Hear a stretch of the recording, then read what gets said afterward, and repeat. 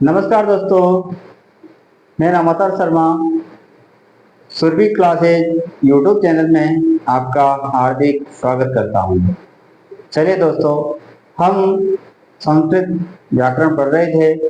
संस्कृत व्याकरण के अंतर्गत हम माहेश्वरी सूत्रों का सामान्य परिचय पढ़ रहे थे। उसके अंतर्गत हमने माहेश्वरी सूत्रों की संख्या और माहेश्वरी सूत्रों में जो विशेषताएं हैं उनके बारे में अनेक प्रकार की जानकारियां प्राप्त की। जहां से माहेश्वरी सूत्रों में प्रश्न पूछे जाते हैं उनके बारे में परिचर्चा की। जैसे कि जो नेक्स्ट जो इससे पहले का वीडियो था उसमें हमने माहेश्वरी सूत्रों के अंतर्गत वर्णों का जो क्रम है, व्यंजनों का जो क्रम है, उनके बारे में हमने चर्चा की थी। आइए दोस्तों, माहेश्वरी सूत्रों के अंतर्गत कुछ और भी प्रश्न बनते हैं, उनके बारे में हम इस वीडियो में चर्चा करते हैं। चलिए दोस्तों, माहेश्वरी सूत्रों से यदि अगला कोई प्रश्न बनता है तो वो बनता है माहेश्वरी सूत्रों के अपर नाम से। अपर शब्द का अर्थ होता है दूसरा मतलब माहेश्वरी सूत्रों का कोई दूसरा नाम भी है क्या? हाँ तो दोस्तों, माहेश्वरी सूत्रों के कुछ और भी नाम हैं जिन नामों से माहेश्वरी सूत्रों को जाना जाता है। सरल भाषा में देखें तो हम माहेश्वरी सूत्रों को कह सकते हैं ये संस्कृत की क्या है? वर्णमाला है। संस्कृत की वर्णमाला ही क्या कहलाती है? माहेश्वरी सूत्र कहलाती है। इनकी उत्पत्ति भगवान शिव से हुई, इस कारण से इसका नाम यानी संस्कृत वर्णमाला का नाम हमने माहेश्वरी सूत्र पढ़ा है। अब देखिए और किस किस नाम से इन्हें जाना जाता है। माहेश्वरी सूत्रों को अक्षर समन्वय क्या कहा जाता है दोस्तों? अक्षर समन्वय भी कहा जाता है। अक्षर समन्वय का अर्थ होता है अक्षरों का समूह। अक्षरों का समूह यानी माहेश्वरी जो सूत्र है उनमें क्या है? अक्षरों का समूह है। माहेश्वरी सूत्रों को वर्ण समन्वय भी कहा जाता है। वर्ण समन्वय यानी वर्णों का समूह, वर्ण और अक्षर। इन माहेश्वरी सूत्रों में वर्ण कहें या अक्षर कहें, उनका क्या है? एक समूह है। इस कारण से इन्हें अक्षर समन्वय या वर्ण समन्वय भी कहा जाता है। तीसरा, माहेश्वरी सूत्रों को शिव सूत्र जाल भी कहा जाता है। शिव सूत्र जाल, इसका प्रमाण हमने एक श्लोक से जाना था। प्रारंभिक जो वीडियो थे उनमें हमने पढ़ा था एक श्लोक, नृत्यावसाने नटराज राजो ननाद ढक्काम नव पंचवारम ऊर्धतु कामा सनकादि सिद्धान एतद विमर्शे शिव सूत्र जालम। शिव सूत्र जालम अर्थात भगवान शिव के डमरू से जो ध्वनि उत्पन्न हुई उससे 14 प्रकार के जो माहेश्वरी सूत्र है उनकी रचना हुई और उन्हें ही शिव सूत्र जाल कहा गया। इसलिए माहेश्वरी सूत्रों को शिव सूत्र जालम भी कहा जाता है। तो अक्षर समन्वय, वर्ण समन्वय और शिव सूत्र जालम, इन 3 नामों से जाना जाता है। यदि परीक्षा में प्रश्न पूछा जाए कि माहेश्वरी सूत्रों का निम्न में से अपर नाम है यानी अन्य नाम है, और यदि विकल्प में हमें अक्षर समन्वय मिल जाए या वर्ण समन्वय या शिव सूत्र जालम, इनमें से कोई एक मिल जाए तो हमें विकल्प के रूप में उसे ही चुनना चाहिए। चलिए दोस्तों, आगे बात करते हैं माहेश्वरी सूत्रों में वर्णों की संख्या। अंत में हम माहेश्वरी सूत्रों के अंतिम पड़ाव में चल रहे हैं, यानी माहेश्वरी सूत्रों से जो प्रश्न बनते हैं उनमें से अंतिम जो प्रश्न यदि बनेगा तो वो बनेगा माहेश्वरी सूत्रों में जो वर्णों की संख्या है, स्वरों की संख्या है या व्यंजनों की जो संख्या है उससे संबंधित प्रश्न बनता है। पर हम जानते हैं स्वर। माइनर सूत्रों में जो स्वर है दोस्तों, उनकी शुरुआत अ से होती है और कहाँ तक रहती है, च तक। अ से च तक माइनर सूत्रों में स्वर मिलते हैं।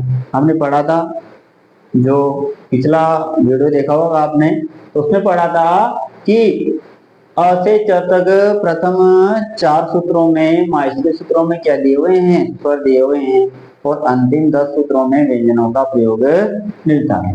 तो अ से लगाकर कहाँ तक, च तक स्वर होते हैं। इस कारण से स्वरों को अच भी कहा जाता है।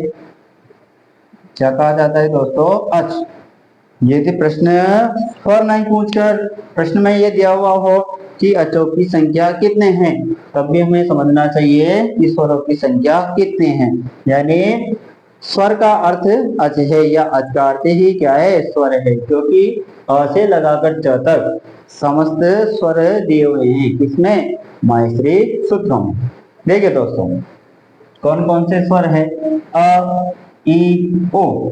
अणों को नहीं गिनेंगे, क्योंकि हमने पढ़ा था कि अंतिम ऐसा अंत्या इतः, अंतिम जो वर्ण है उसकी इत संज्ञा मानी जाती है, यानी उसका लोप माना जाता है, उसका लोप हो जाता है, उसको गिनती में गिना नहीं जाएगा। यानी वर्णों की जो गिनती करेंगे उसमें अंतिम अक्षर को नहीं गिना जाएगा। इसका प्रयोजन तो केवल प्रत्याहार निर्माण है, जो कि हम आगे पढ़ेंगे। तो अ ई ओ, रे द्रे, ए ओ आई औ। अब देखिए दोस्तों, 1 2 3 4 5 6 7 8 और 9, यानी माहेश्वरी सूत्रों में यदि स्वर पूछे तो स्वरों की संख्या कितने हैं, 9 है। इस च तक के वर्ण गिने जाते हैं केवल, बाकी च को गिना नहीं जाता। तो माहेश्वरी सूत्रों में स्वरों की या अचों की संख्या पूछे तो हमें 9 बतानी है दोस्तों। कितनी बतानी है, 9 बतानी है। आगे चलते हैं, व्यंजनों की संख्या पूछे कि माहेश्वरी सूत्रों में व्यंजनों की संख्या कितनी है। तो देखिए दोस्तों, हम गिनते हैं। व्यंजनों की शुरुआत होती है ह से, लेकिन हमने वहां पर लिखा था कि ह वर्ण का 2 बार प्रयोग हुआ है। प्रथम जो ह वर्ण है अट प्रत्याहार बनाने के लिए, और अंतिम जो ह वर्ण है ये सट प्रत्याहार बनाने के लिए प्रयोग में लिया गया है। यानी 2 बार इनको प्रयोग में लिया गया है। अट प्रत्याहार बनाने के लिए तो प्रारंभिक ह, और सल प्रत्याहार बनाने के लिए अंतिम हल का प्रयोग हुआ है। लेकिन जब व्यंजनों की गिनती करेंगे तो ह को केवल एक बार ही गिना जाएगा, क्योंकि 2 बार तो प्रयोग हुआ है, लेकिन बाकी गिनेंगे एक बार ही। तो अंत वाला जो ह है इसे ही गिना जाता है। अब देखिए, य व र, ल को नहीं गिनेंगे, सॉरी ट को नहीं गिनेंगे। ल य म ग ण न छ भ भ ढ ध ज ब ग ड द ख फ छ ठ थ च ट त क प स स स और ह। यहाँ तक कि ये सारे क्या है, व्यंजन हैं। अब देखिए दोस्तों, कहाँ से शुरुआत हुई है, ह से, और कहाँ तक है व्यंजन, ल तक। इसलिए व्यंजनों को हल भी कहा जाता है। ह से लगाकर ल तक सारे क्या है, व्यंजन है। इस कारण से व्यंजनों को हल भी कहा जाता है। जैसे स्वर को हमने क्या कहा, अच कहा, वैसे ही व्यंजनों को हल भी कहा जाएगा। अब इनकी गिनती करते हैं दोस्तों। 3 ये, एक 4, 4 के बाद में ये 5 है, 9 हो गए, 10 और 11 हो गए, 11 3 14 हो गए, 14 के बाद में 5 ये है, 19 हो गए, 19 के बाद 20 21 22 23 24 25 26 और 27 हो गए, 27 2 29 हो गए, और 29 के बाद में 3 जोड़ो 32 हो गए, और एक 33 हो गए। तो व्यंजनों की संख्या पूछे तो कितनी है दोस्तों, 33 है। अब वहां विकल्प के रूप में जो संख्या होगी वहां संस्कृत के रूप में ही संख्या होगी दोस्तों।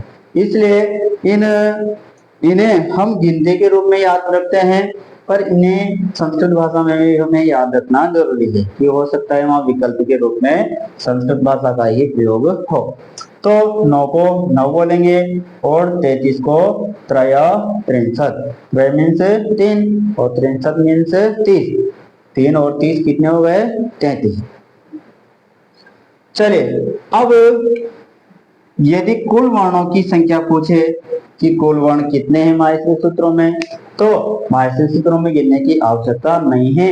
यदि आपको पता है कि स्वर कितने हैं? 9 हैं और व्यंजन कितने हैं? 33 है, तो दोनों को योग कर दो। 33 और 9 कितने होते हैं दोस्तों? 42। यदि हम माहेश्वरी सूत्रों में गिनने लग जाएं और इस संज्ञक वर्णों को छोड़ दें तो हमें यहाँ 43 नजर आएंगे। कितने आएंगे दोस्तों? 43 नजर आएंगे। क्यों? क्योंकि आपको बताया कि एक वर्ण कितनी बार आ रहा है? 2 बार आ रहा है, तो उसे 2 बार नहीं गिनकर 1 बार ही गिनेंगे। तो कितने हो गए दोस्तों? 42 हो गए। तो यदि पूछा जाए, प्रश्न बने कि माहेश्वरी सूत्रों में स्वरों की संख्या बताइए, तो हम कहेंगे 9, यानी 9। संस्कृत भाषा में जरूर याद रखें, 9 को क्या बोलेंगे दोस्तों? 9। व्यंजन कितने होते हैं? 33, मतलब त्रय 63 होते हैं। कुल वर्ण कितने होते हैं? तो 42, यानी द्विचत्वारिंशत् होते हैं। संस्कृत में 42 को क्या बोलेंगे? द्वि, यानी 2, चत्वारिंशत् यानी 40। 2 और 40 कितने हो गए? 42। तो 42 होते हैं। अब देखिए दोस्तों, पाणिनि मुनि ने अपना एक ग्रंथ लिखा था जिसे पाणिनीय शिक्षा भी कहते हैं। पाणिनीय शिक्षा, वहां पर वर्णों की संख्या अलग बताई गई है, कुछ विस्तृत रूप से बताई गई है। जैसे माहेश्वरी सूत्रों में स्वर कितने होते हैं? 9 होते हैं, लेकिन पाणिनीय शिक्षा के अनुसार स्वरों की संख्या 21 या 22 बताई गई है। क्यों बताई गई है, ये हम आगे विस्तृत रूप से समझेंगे, लेकिन फिर भी मैं आपको मौखिक रूप से थोड़ा संक्षेप में समझा देता हूँ। देखिए, माहेश्वरी सूत्रों में पाणिनि जो शिक्षा है उसमें स्वरों की जो संख्या है 21 और 22, इनमें से विशेष स्वर है 5। उसके बाद दीर्घ स्वरों की बात करें तो दीर्घ स्वर होते हैं 8। इसके बाद प्लुत स्वरों की बात करें तो प्लुत स्वर 8 या 9 माने गए हैं। अब देखिए, इनकी गिनती करते हैं तो 8 8 16, 16 और 5 कितने हो गए? 21। या तो 21 ओब्लिक 22, ये 9 क्यों माने गए हैं? क्योंकि एक ऐसा स्वर है लृ स्वर, उसको कहीं कहीं पर उसे प्लुत भी माना गया है और कहीं पर प्लुत नहीं माना गया है। इस कारण से जहां माना गया वहां पर 8 होगी और जहां नहीं माना गया वहां 8, और जहां माना गया है वहां पर 9 मानी जाएगी। उस आधार पर 21 और 22 होंगे।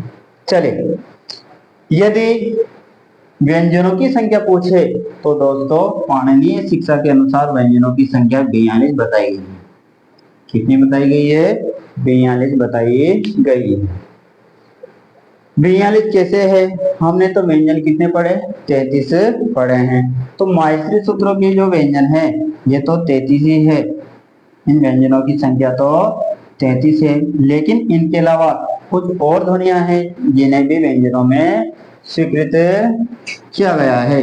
जैसे कि अनुस्वार है, अनुस्वार स्वरी, अनुस्वार ध्वनि, इसे भी व्यंजन में गिना जाता है। तो अनुस्वार एक हो गया। इसके बाद में विसर्ग, विसर्ग की संख्या 3 प्रकार के विसर्ग माने जाते हैं। कुछ यम वर्ण भी होते हैं दोस्तों।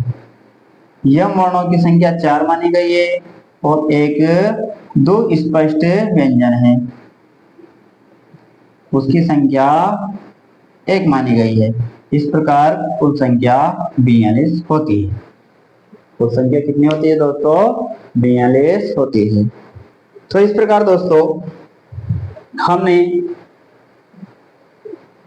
पाणिनि शिक्षा के अनुसार भी वर्णों की संख्या का विस्तृत रूप से तो हम बाद में देखेंगे, पर संक्षेप में हमने सीखा है या समझा है कि पाणिनीय शिक्षा के अनुसार वर्णों की संख्या कितनी होती है। तो यदि स्वरों की संख्या पूछे तो 21 और 22 बतानी है इसके अनुसार, पाणिनीय शिक्षा के अनुसार। यदि व्यंजनों की संख्या पूछे तो हमें 42 बतानी है। कितनी बतानी है दोस्तों? 42 बतानी है। मैंने आपको यहाँ संक्षेप में समझाया कि व्यंजन 33 है, 3 प्रकार के विसर्ग, 4 यमन होते हैं, एक तो स्पष्ट व्यंजन होता है और एक अनुस्वार होता है। इस प्रकार जब इनका कुल योग करेंगे तो 42 होगा और ये 42 व्यंजन मानेंगे। इनका तो हम विस्तृत रूप से वर्ण विचार जब पढ़ेंगे तो उसमें अध्ययन कर लेंगे। यहाँ तो आपको संक्षेप में ध्यान रखना है, केवल इतना ही ध्यान रखना है दोस्तों कि माहेश्वरी सूत्रों के अनुसार या पाणिनीय शिक्षा के अनुसार स्वरों की संख्या कितने हैं, व्यंजनों की कितने हैं और कुल वर्ण कितने हैं। तो इनके बारे में हमें पूरा ध्यान रखना है क्योंकि यहाँ से प्रश्न बनने की संभावना होती है। तो स्वरों की संख्या 9, व्यंजनों की संख्या 33 और कुल वर्णों की संख्या कितनी है दोस्तों? 42 है। किसके अनुसार? माहेश्वरी सूत्रों के अनुसार। पाणिनीय शिक्षा के अनुसार देखें तो स्वरों की संख्या 21 या 22। आपको संस्कृत में भी ध्यान रखना है, 21 को एक विंशति बोलेंगे और 22 को द्वाविंशति बोला जाएगा। व्यंजनों की संख्या 42 है जिसे द्विचत्वारिंशत् कहा जाएगा।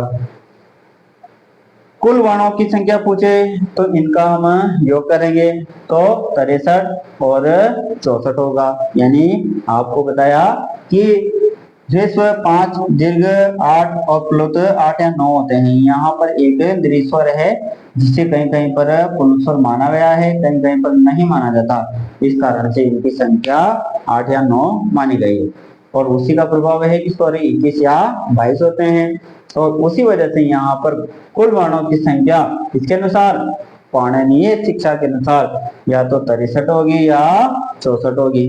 63 त्रिषष्ठी बोलेंगे और 64 को चतुष्षष्ठी बोलेंगे। तो देखिए दोस्तों, हम माहेश्वरी सूत्रों का जो सामान्य परिचय पढ़ रहे हैं उसमें जो अंत में कुछ जानकारियां बची है उसके बारे में चर्चा कर रहे हैं। बाकी इसके बाद में अगला टॉपिक स्टार्ट करेंगे। तो माहेश्वरी, यदि यहाँ से माहेश्वरी सूत्रों से कोई अंतिम प्रश्न बनता है तो माहेश्वरी सूत्रों के अपर नाम से बनेगा। यानी माहेश्वरी सूत्रों का दूसरा नाम क्या है? तो हमें याद रखना है अक्षर समाम्नाएं, वर्ण समाम्नाएं इसका अपर नाम है। यानी अक्षरों का समूह और वर्णों का समूह है, इस कारण से अक्षर समाम्नाएं या वर्ण समाम्नाएं कहा जाता है। फिर सूत्र जालम, हमने वहां पर श्लोक पढ़ा था, पद्य पढ़ा था, उसके अनुसार माहेश्वरी सूत्रों को शीर्ष सूत्र जालम भी कहा जाता है। तत्पश्चात माहेश्वरी सूत्रों में वर्णों की संख्या से संबंधित प्रश्न भी बन सकता है। तो यहाँ हमने 2 संदर्भों में जाना, माहेश्वरी सूत्रों के अनुसार और यदि इसके अनुसार विकल्प में नहीं हो और पाणिनीय शिक्षा के अनुसार पूछा जाए या उसके अनुसार वहां संख्या दी हुई हो तो फिर हम शंका में ना आ जाए, संदेह में ना आ जाए कि ये है ना, समझ में नहीं आए कि भी है ना क्या विकल्प चुना जाए। इस वजह से दोनों को तुलनात्मक रूप से लिखा है। तो माहेश्वरी सूत्र के अनुसार पूछे तो स्वरों की संख्या 9 है, पाणिनीय शिक्षा के अनुसार पूछे तो 21 या 22 है। व्यंजनों की संख्या पूछे माहेश्वरी सूत्रों के अनुसार तो 33 बतानी है और पाणिनीय शिक्षा के अनुसार पूछे तो 42 बतानी है। यदि कुल वर्णों की संख्या पूछे तो माहेश्वरी सूत्रों के अनुसार 42 बतानी है और पाणिनीय शिक्षा के अनुसार 63 या 64 बतानी है। तो ये आपको याद रखना है और इनके साथ आपको इनके संस्कृत जो रूप है उसका भी ध्यान रखना है। 9 को 9 बोलेंगे, 33 को त्रैत्रिंशत्, 42 को द्विचत्वारिंशत्।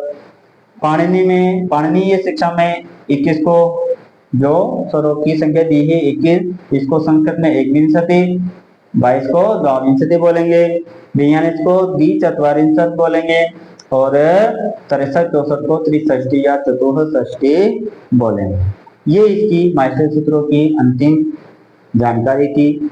यानी अंत में यदि कोई प्रश्न बनेगा तो यही बनेगा, इसके अलावा जो भी प्रश्न बनते हैं वो आगे के जितने भी टॉपिक आएंगे उनसे बनेंगे। देखिए दोस्तों, यदि हमें आगे सफलता प्राप्त करनी है या किसी भी जैसे ग्रेड लेवल फर्स्ट या सेकेंड या सेकंड ग्रेड या थर्ड ग्रेड या फर्स्ट ग्रेड, इनकी हम तैयारी कर रहे हैं तो बराबर इन टॉपिकों में से ही प्रश्न बनते हैं। देखिए दोस्तों, जो संस्कृत व्याकरण है इसमें से जैसे हम लेवल लें, रेट लेवल फर्स्ट और रेट लेवल सेकंड लें और सेकंड ग्रेड और फर्स्ट ग्रेड लें, तो इतना सा ही अंतर आता है कि सेकंड ग्रेड और फर्स्ट ग्रेड में आपके जो संज्ञा प्रकरण है उससे भी प्रश्न बनते हैं, जबकि रेट लेवल फर्स्ट और सेकंड में संज्ञा प्रकरण से कोई प्रश्न नहीं बनता।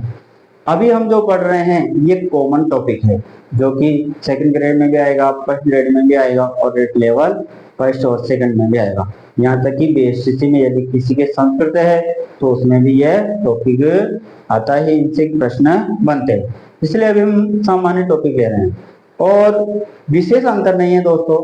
फर्स्ट ग्रेड, सेकंड ग्रेड और ग्रेड लेवल फर्स्ट और सेकंड और बीएससी, इनमें कोई अंतर है व्याकरण में तो इतना सा ही अंतर है कि जो प्रश्न पूछे जाएंगे फर्स्ट ग्रेड और सेकंड ग्रेड में उसमें संज्ञा प्रकरण से ही पूछे जाते हैं, जबकि इनमें नहीं पूछे जाते, बस इतना सा अंतर है। तो जो संज्ञा प्रकरण का टॉपिक है इसे हम अलग से पढ़ाएंगे दोस्तों। तो जो रेड लेवल फर्स्ट और सेकंड की तैयारी कर रहे हैं तो वो भी हमसे जुड़े रहें, और जो सेकंड ग्रेड और फर्स्ट ग्रेड की तैयारी कर रहे हैं दोस्तों तो वो भी इन्हें पढ़ें बराबर, और उनके लिए अलग से संज्ञा प्रकरण की क्लास भी लगाई जाएगी। ठीक है दोस्तों, तो अगला जो वीडियो आएगा उसमें से हम अगला टॉपिक शुरू करेंगे, प्रत्याहार निर्माण। तो आज का जो वीडियो है आपको पसंद आया होगा। इसी क्रम में हम आगे बढ़ेंगे और आप भी हमारे साथ जुड़े रहें। इसके लिए आप हमारे चैनल को सब्सक्राइब करें। दूसरे जो आपके मित्र हैं जो प्रतियोगिता परीक्षाओं से जुड़े हुए हैं उन्हें भी हमारे जो YouTube चैनल है उससे जोड़ें ताकि उन्हें भी इन कक्षाओं का लाभ मिलता है।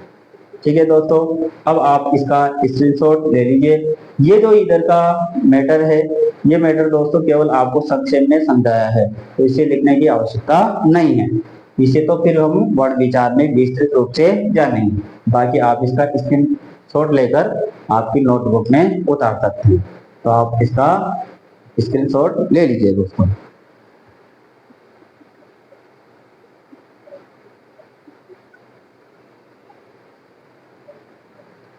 ठीक है दोस्तों, अब हम अगले वीडियो में फिर मिलेंगे।